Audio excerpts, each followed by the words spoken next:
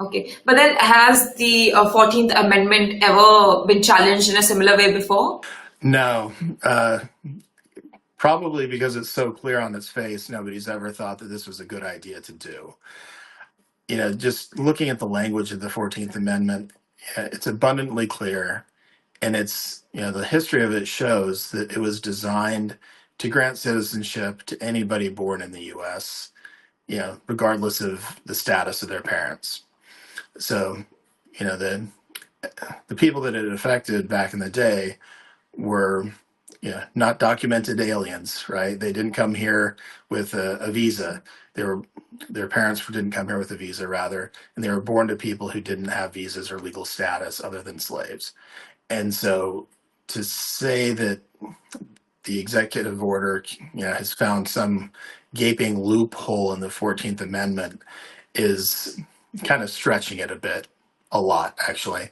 And so, I just don't see a whole lot of courts having patience and time for this. I think it's going to be something that gets kicked out very quickly probably in the first month and a half of the Trump administration. They'll take a beating on this one, but it's more of a distraction, I think, from what's going on with the grander issues within the Trump administration on immigration, and it's also indicative of where he's headed. So, there's a lot of buzz earlier about, Elon Musk saying great things about the H-1B visa, right? So there was some optimism that maybe Trump's second time around wouldn't be so bad for immigration or legal immigration and high skilled immigration. But, the birthright citizenship issue and the extreme vetting issue, all of that's lining up to show that no, it's just going to be just as bad as it was the first time. Or maybe worse? Yeah, it could be worse.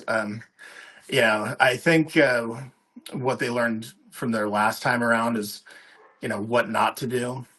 They jumped in and rushed into a bunch of things without going through the right process. I think this time they've figured out how to game the system a little more effectively.